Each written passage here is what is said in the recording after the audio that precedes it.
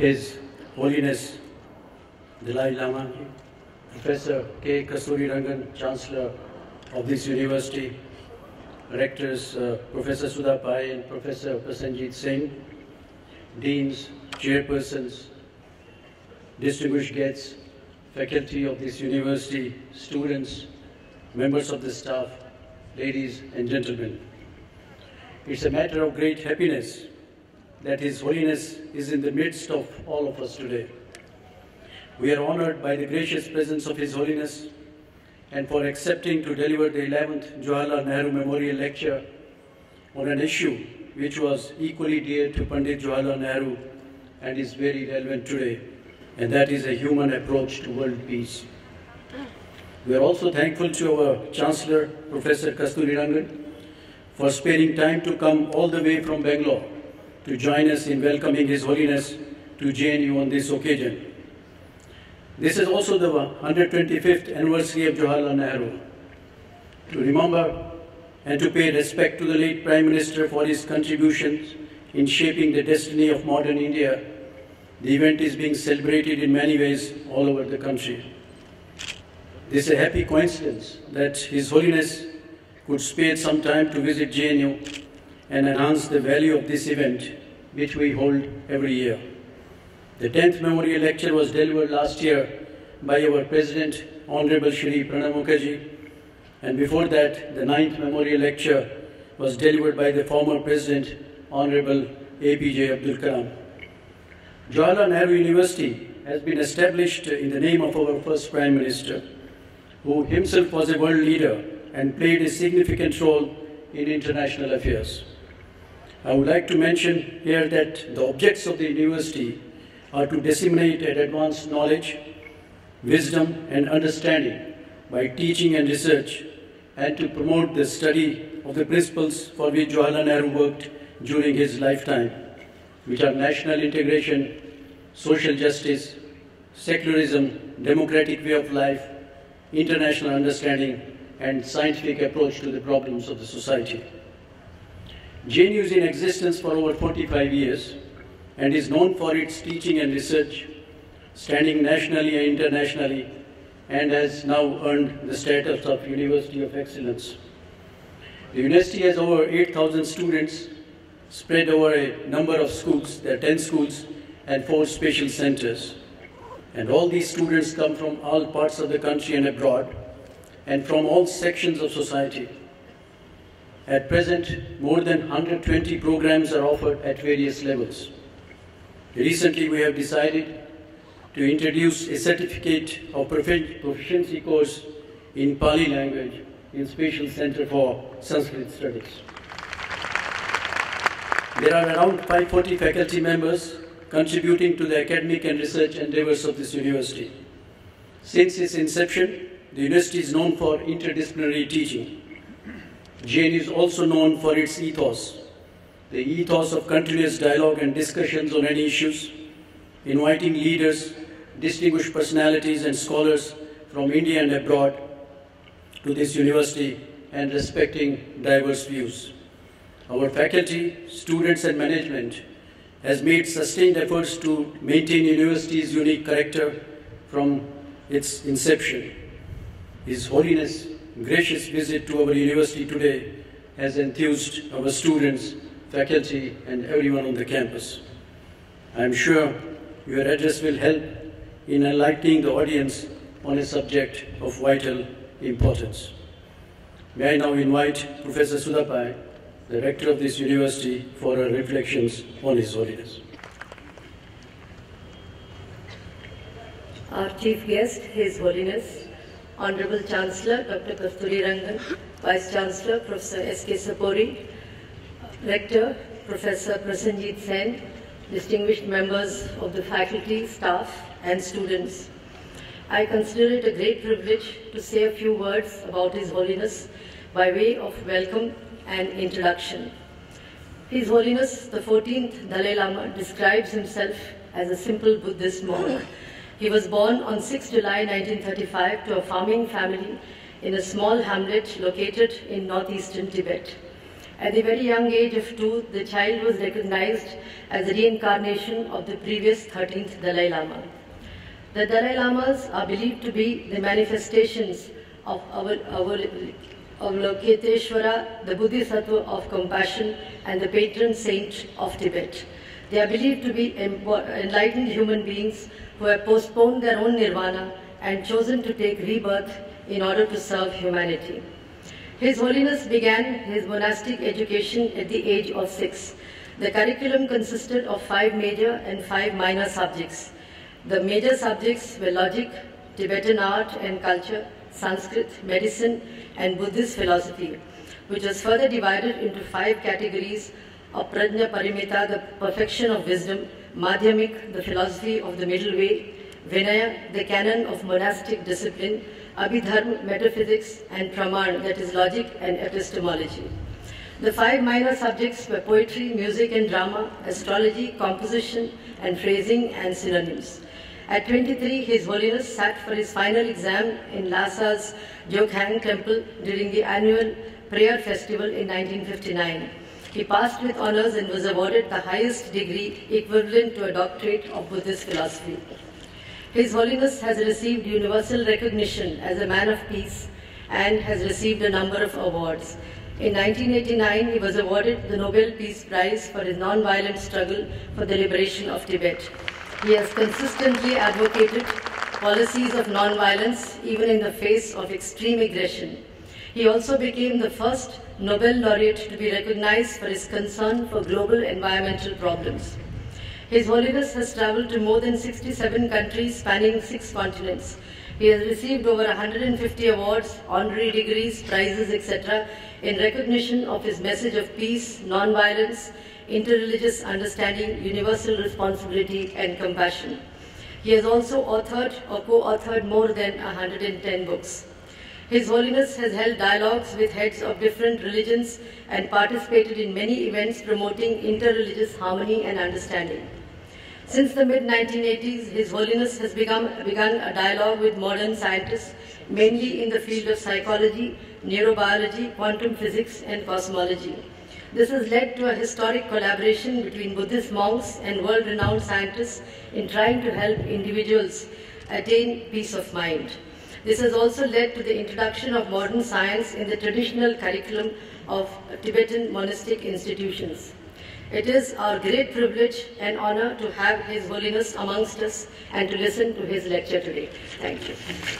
I now invite Honorable Chancellor to make his remarks. His Holiness, the Dalai Lama, let me join my esteemed colleagues, Professor Sudhir Kumar Sapori, Vice Chancellor of JNU, and Professor Sudha Pai, Rector of JNU, in welcoming Your Holiness to Jawaharlal Nehru University for delivering the 11th Nehru Memorial Lecture on the eve of the 120th birth anniversary of our beloved first Prime Minister.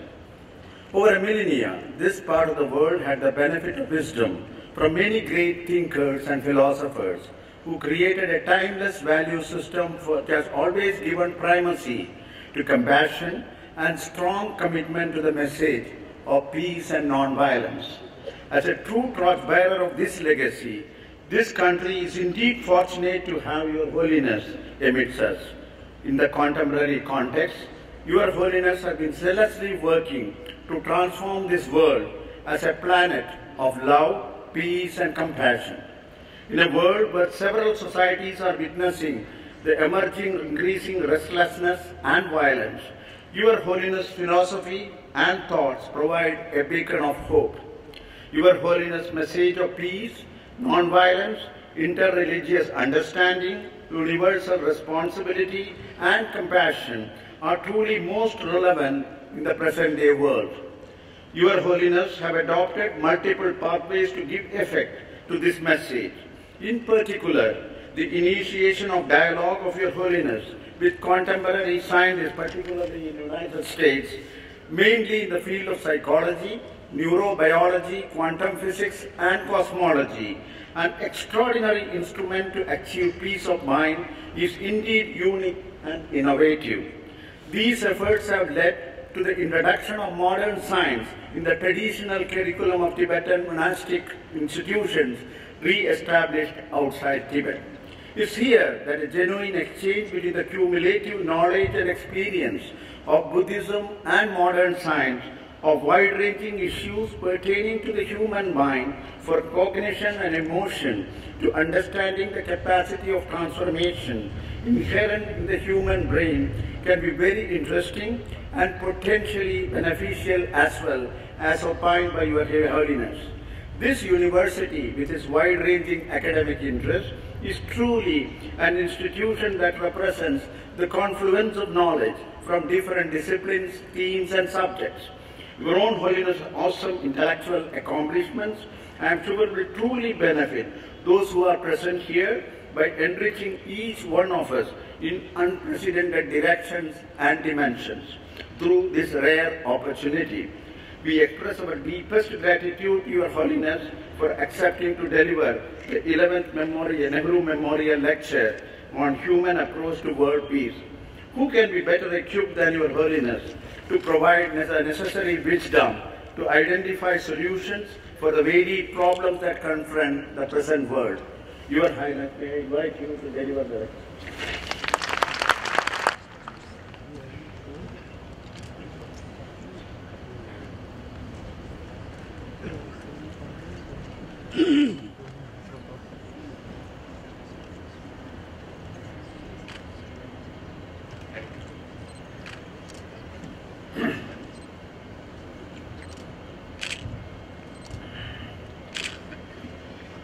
Respected elder brothers and sisters,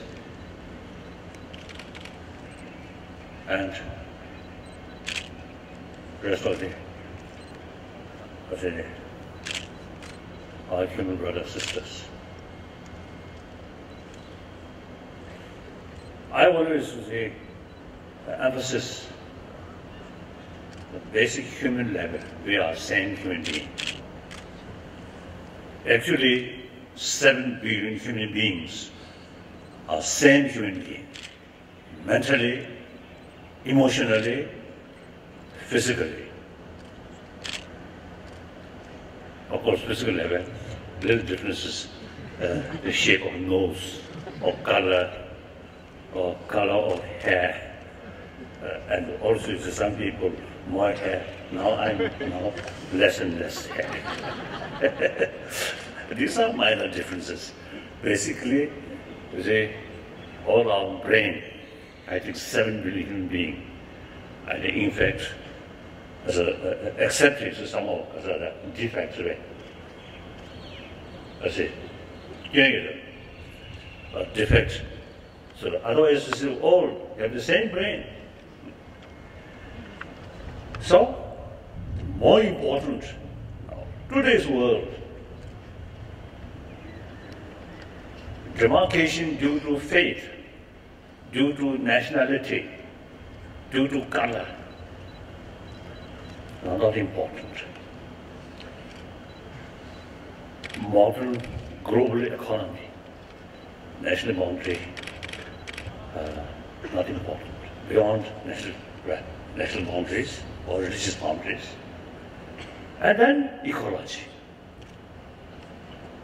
So the reality itself telling us the 7 billion human beings work together as a humanity.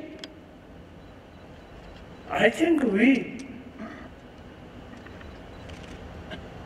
not only in past human history, but even today, suppose 21st century, I think now we human beings should be more mature. Still, a lot of problems which actually our own creation.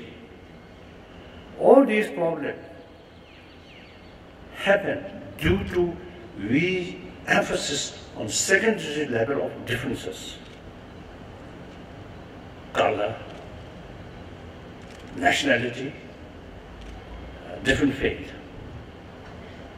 So if we go deeper level, we are same human being. 7 billion human beings. Everyone wants a happy life, do not want suffering. And we are social animals. Individual future depends on the rest of the community, finally the rest of the humanity.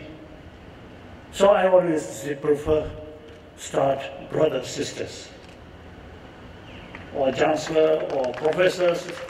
I think secondary level.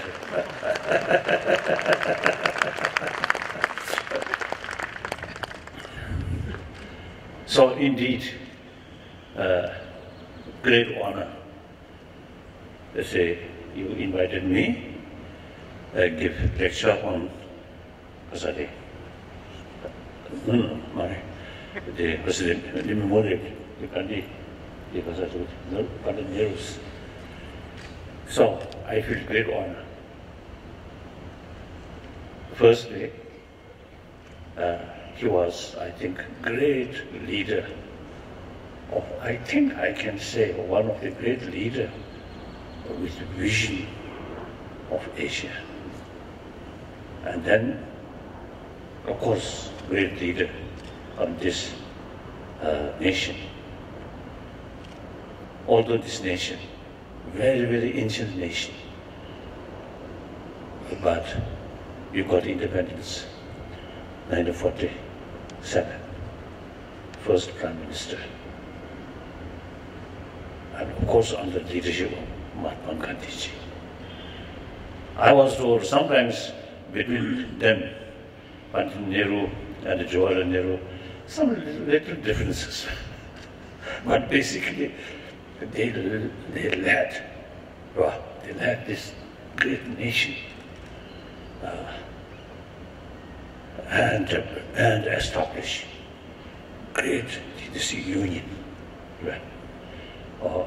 And based on principle of democracy, religious harmony, and mainly based on 1,000-year-old India's tradition of ahimsa. I think sometimes I feel the non-alignment, that also, you see, some concept of ahimsa. So, great leader. Then me personally, 1954, first meeting, Pandit Nehru, the place in Peking.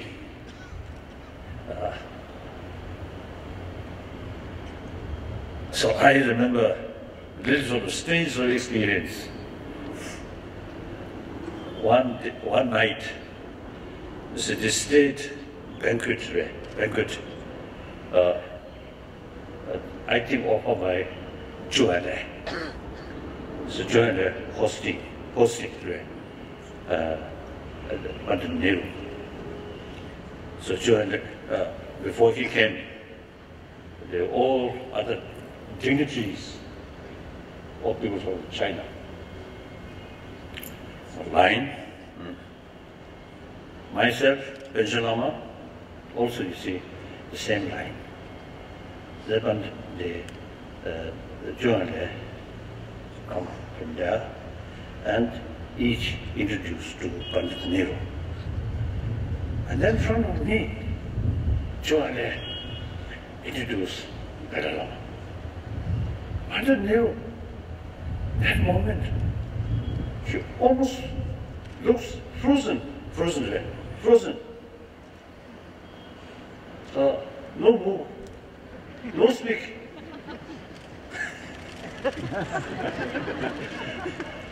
Then Jawaharlal very smart. So then introduced next Lama, like that. So at that time I felt, oh, when he sort of met me, I think at least several years, you see, this sort of serious concern about Tibet, about new development. And I think, like Sadapa David sort of today, Kazoda, Chisna Kaza, today, views or ideas like that, or warning.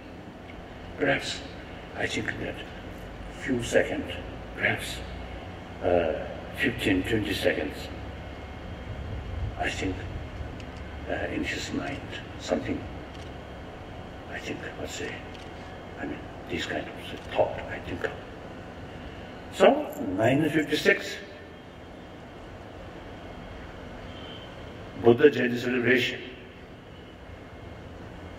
Firstly, Mahabuddha Society of India extend invitation. Then Chinese authority, she told me, oh, just small organization, so not worthy, accept that invitation. And then somehow, the India's mission in Lhasa, so we have very close link. So we informed the reaction of the Chinese government. Then sent official invitation from government of India. Then the same Chinese officials, you see,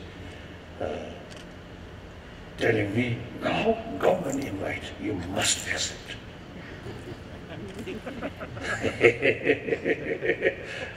So I got the opportunity come to India.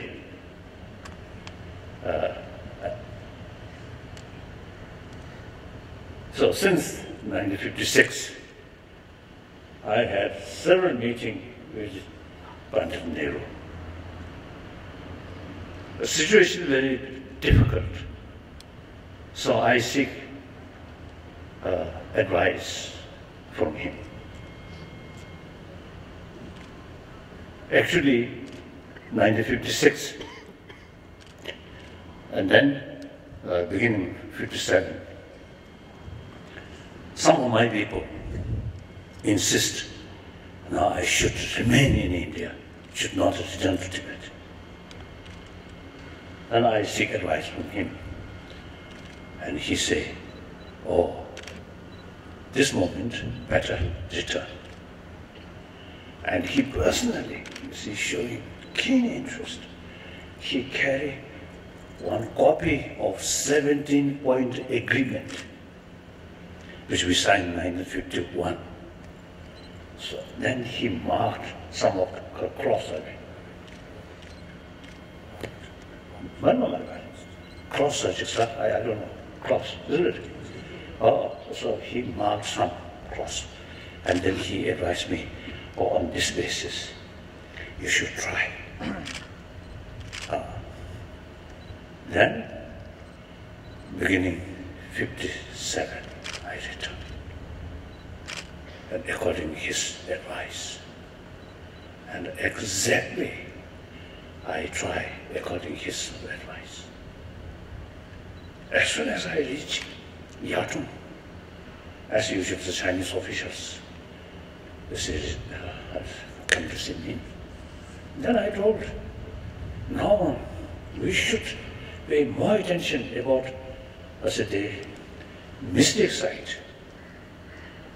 The positive thing that other people praise. We have the responsibility to look especially about these, the mystic side.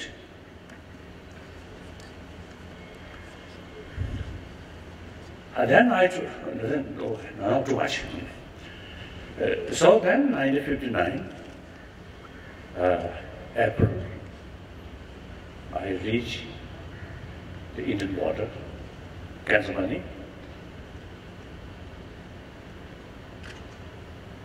At the beginning, we little bit sort of hesitate whether government of India allowed immediately or not. So we try to either enter India or Bhutan. Then I received sort of message, the government of India ready to accept or welcome me. Then I reached India, and I think end of April, I reached Mussoorie.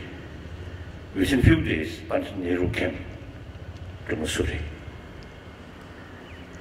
And then since 56, 57, what really happened, I told him, as I reported, as for report, I told him. So he paid special attention. Then one indication, 60, our establishment of our school for Tibetan young children, young Tibetan. The Pandit Nehru told me the medium of instruction should be English. English is world language, right? International language.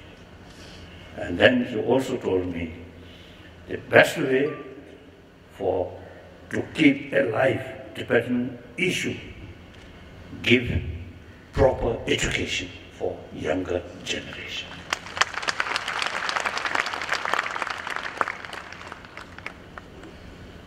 So he, for us, me personally also, is a great supporter, great sort of friend. So I feel very happy, very proud. It's a lecture on a special occasion.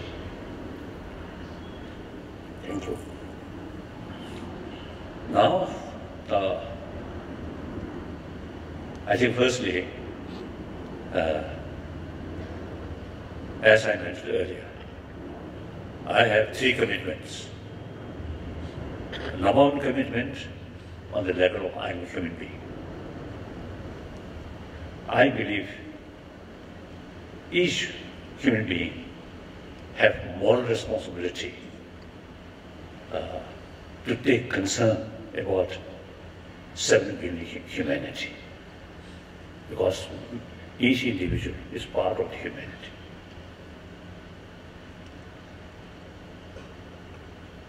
And individually also, individual interest also. Now, when you take more serious concern about the well-being of others, that brings immense inner strength.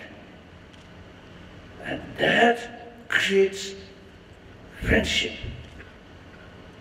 That brings deep satisfaction for individual person.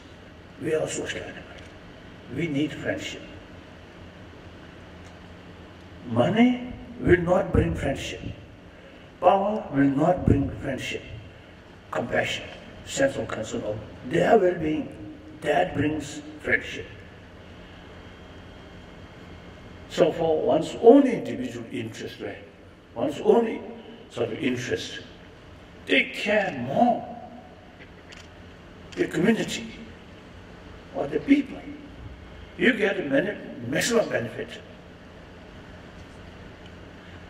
I think sometimes I tell him, here was I wanted to tell this famous university and many young students also there. So look at my face. Okay. Now age now was 79. Now next year, 80th birthday. When I met some of my friends, just a few minutes ago, I met my old, long-time friend, the 1960, 61 license officer, Mr. Marutra. He told me his age now 80, so I'm 79, so 1 year older than me. I think face, although my own head also is now becoming more shining here. That's hair. Yes, much worse. And then the face also, you see, looks, you see, much older. Very my friend, when I visited Europe or America, Japan, in these different places, some of my old friends, they expressed to me, since our meeting, some say 10 years ago, some say 20 years ago, there's not much change in your face. And then sometimes they ask me, what's your secret thing? Then I jokingly tell them, my secret must keep secret. I think actually, peace of mind really brings healthy body. And now medical scientists, they also now realize this healthy mind is a very important factor for healthy body. Now I can tell you, according to my own experience, it's a peace of mind. Peace of mind, not with tranquilizer or alcohol or some drugs, or spend hours gambling. Gambling. Not like that. Meditate, thinking, analyze. That really immense benefit to individuals. So sometimes people have a wrong sort of conception. Practice of love is something good for others, not necessarily good for oneself. This is totally wrong. So my number one commitment is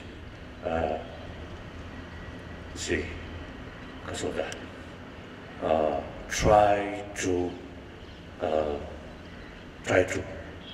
to make awareness, the inner value as a human being is very important. Today's world, too much materialistic life, and the existing education system also very much oriented about material value. So now, I think India should lead education, more complete form of education. Educate about material value and education about internal value. Irrespective whether believer or non-believer, again India, 1,000-year-old have tradition, secular concept. Some of my Indian friends, he told me, according to Indian understanding about secularism, secularists not only respect all religions, but also respect non-believer. And that's very wise. That concept, according to Indian understanding, secular, is very relevant to today's world.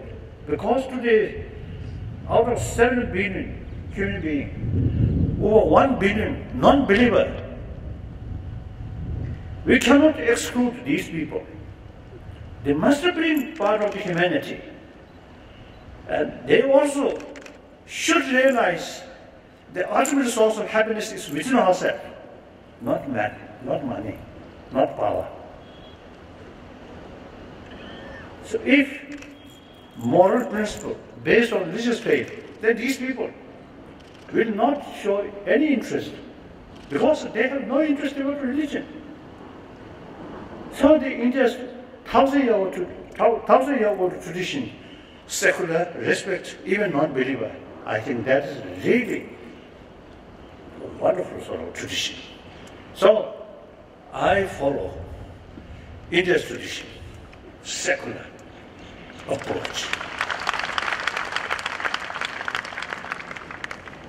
And proper secular sort of concept, respect all religion. So religious harmony also comes. So my number one commitment is promotion of secular ethics to entire 7 billion human beings. Then secular sort of ethics is the basis of all major world religious traditions. So once individual develop firm conviction about inner value to secular way of education, then religious tradition, religious faith also become genuine, compassionate sort of person, like that. Otherwise, frankly speaking, among the religious people also quite a number of mischievous people. So their faith in a way, frankly speaking, fail to bring in a moral principle. So therefore, in order to make major world religious tradition become something really meaningful spiritual tradition. I think basics of conviction about moral ethics, not preaching, but through education. Then I think within this century, I think humanity can be more peaceful humanity. So this century can be peaceful century, century of peace, century of non-violence, ultimately century of compassion, possible through education, not through preaching. So that's my number one commitment. So you also part of humanity. This is not only my responsibility, you all have the responsibility, particularly the younger people. I usually make distinction, generation of 21st century, generation of 20th century. Now respected elder brothers, we all brothers and sisters, we all belong to 20th century. Our century gone. Now these younger people, I think age below 30, 20, 15, you are real generation of 21st century. If you make tireless effort, I think a positive result may enjoy later your life. We cannot. Even my life remain another 15, 20 years, I may not see a better world. But we must make effort. Effort must start now. So, elder brothers, including myself and sister, our responsibility is telling this generation of 21st century. And I also see we can tell these young people, oh, my generation really created a lot of problems. So now you must solve this problem.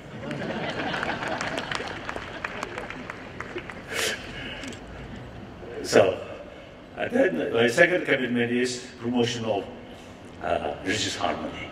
That also India's tradition. Really, I always telling, whenever I give talk, India is the living example. All major religious traditions live together.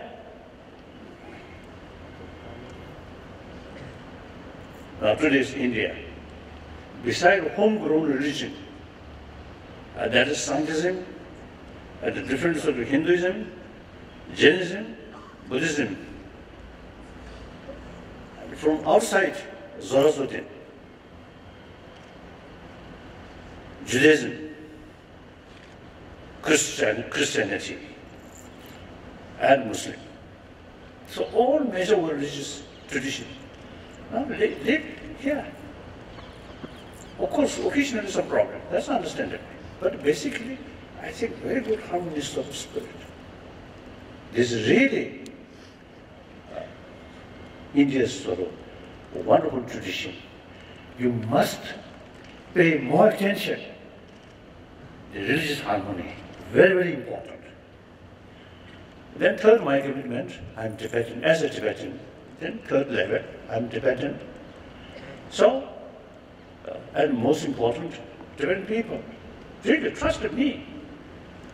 So, as far as the temporal responsibility is concerned, since 2001, we already achieved elected political leadership. Then my position is semi-retired position. Then 2011, now I completely retired. No political responsibility. So now, my main sort of concern or main effort is preservation of Tibetan culture. Culture of peace, culture of compassion. It's really worthwhile preserve. And particularly, most populated nation, China, really need culture of peace, culture of justice, culture of non-violence. Very important. So, my main effort regarding Tibet problem is preservation of our culture, including our language. And then also, this the maximum care about the environment. Tibet, usually people call Tibet roof of the world. And the major river come from Tibet.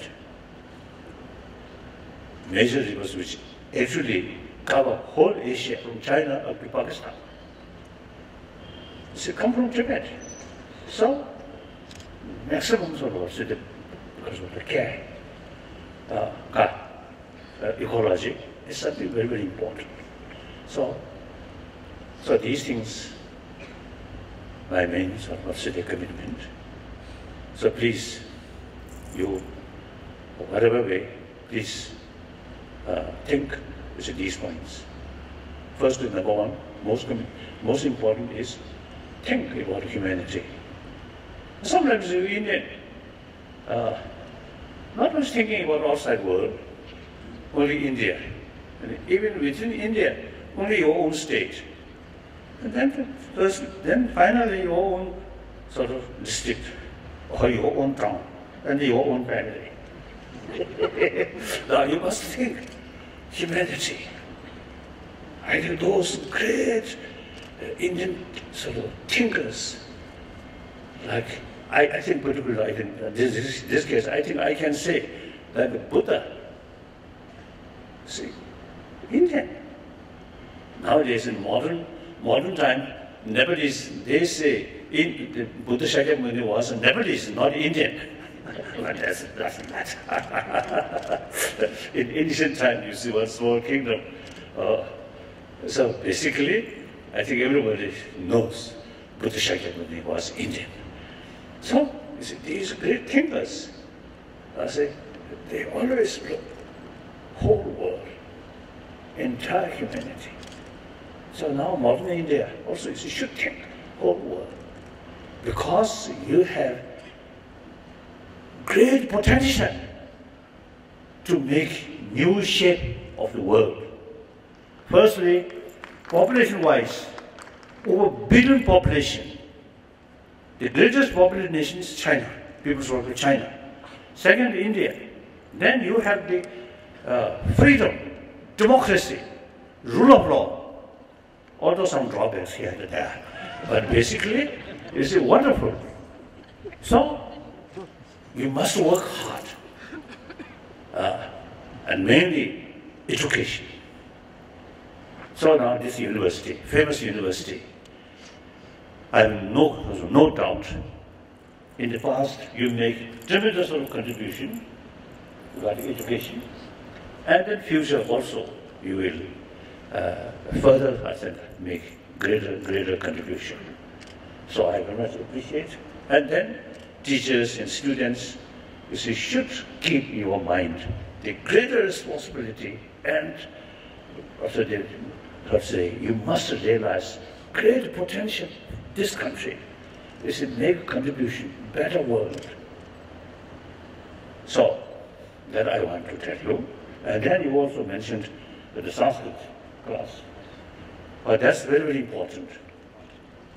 As far as Buddhism is concerned, the Pali tradition and Sanskrit tradition. The Pali tradition, Burma, Thailand, Cambodia, Laos, Sri Lanka, these countries, very well preserved. Now Sanskrit tradition, I think logically, India have the responsibility to preserve even the language itself, Sanskrit language. Some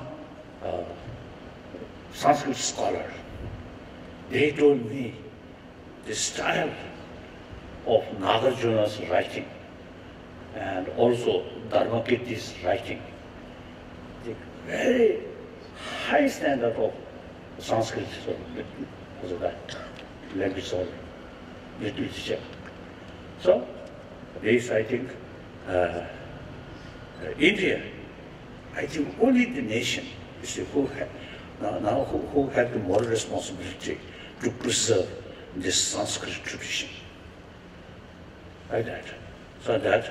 So when you mentioned about the new class for Sanskrit, wonderful.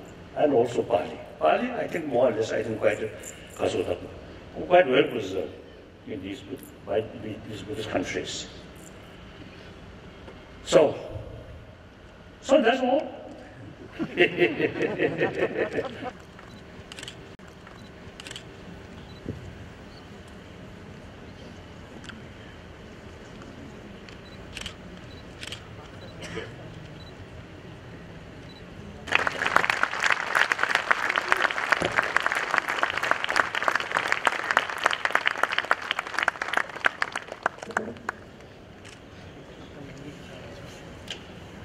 Our Vice Chancellor, Professor Sapori.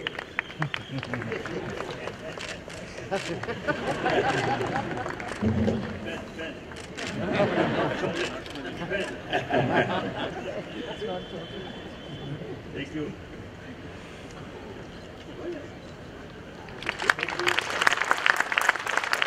Now, this cow, you see,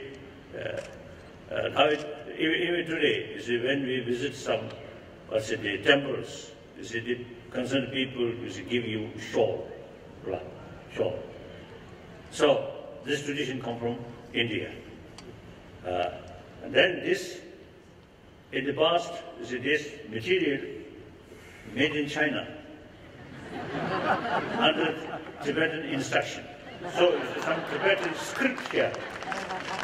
So, this also, you see, shows a symbol of harmony, Indian tradition, used by Tibetan, material made in China.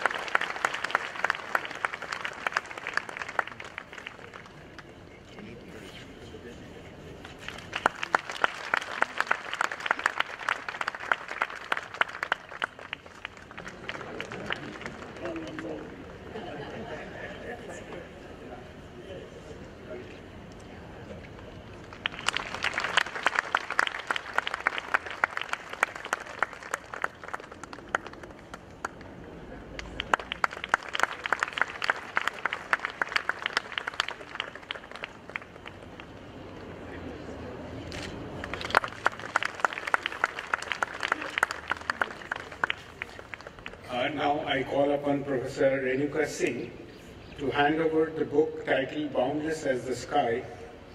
This is a compilation of secular lectures by His Holiness, published by Michael Lafon. His Holiness will release this book.